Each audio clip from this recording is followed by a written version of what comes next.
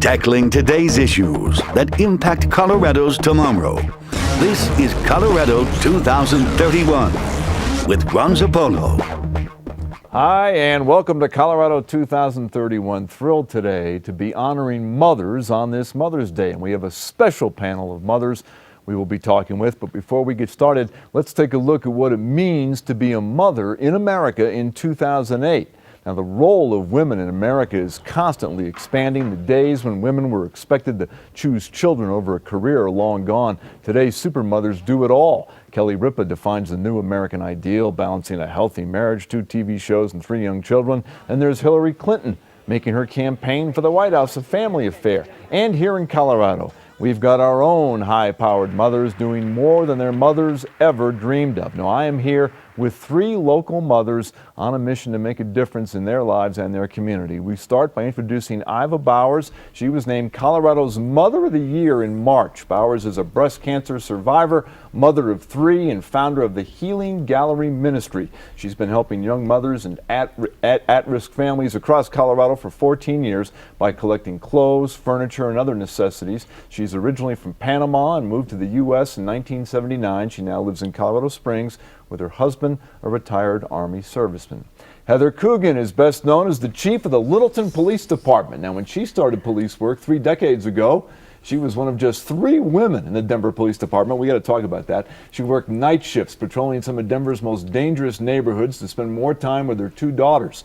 She worked her way up the ranks, getting degrees at Metro State and CU Denver. She was named the deputy chief of the department in 1973 and the chief out at Auraria campus in 2002 before taking over the Littleton department last year.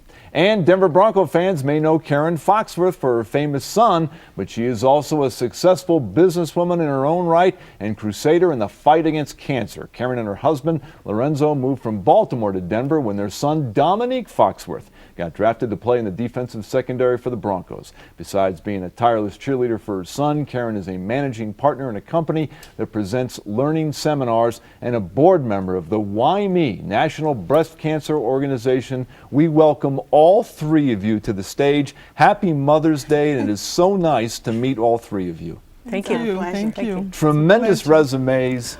Do you all think of yourselves as mothers first before any of all those other things I just talked about?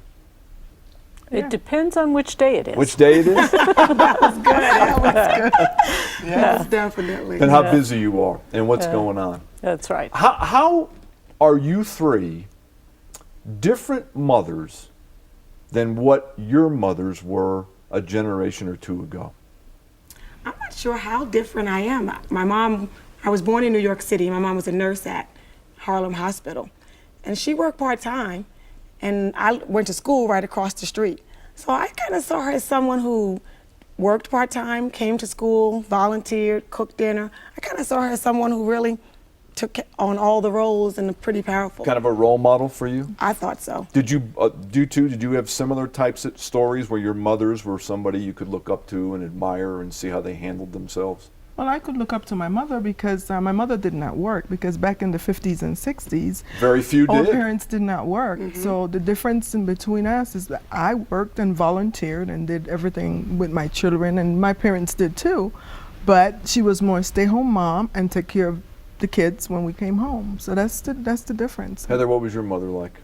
Well, my parents were divorced when I was very young. I actually was born in Mexico City and came to the United States as a young child. So my mother always worked, but I think that she was very traditional in her thinking.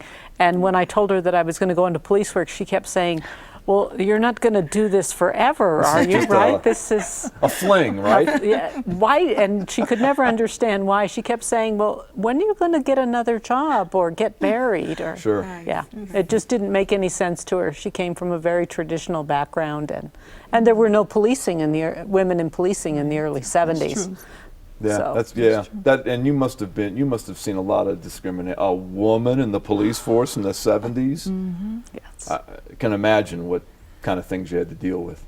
Well, I don't think that anybody expected us to stay. They thought it was just a fling and we'd get it out of our systems and go away, and so. Yeah. Don't you think being a mother, of all the things you do in life, is one of the more underrated roles in our society? Yes. Yes. I I'm think always so. championing for mothers. So I don't know if I think I don't allow people to underrate it. Sure. I think they know, and I make it clear, and I remind people all the time that it is the most difficult position I've ever held.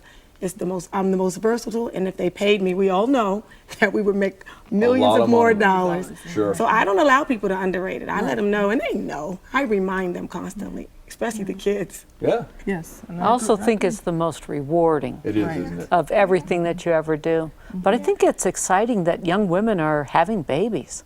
Young women are having children again. They want to be mothers. They want to Do you be think there was a mothers. time when having babies was not all that appealing or attractive to young women? I thought it was Oh. now. I thought it was now. Yeah. No, I guess it depends on who you talk to. Yeah. But you know, I feel that back growing up again, back in the 60s and 70s,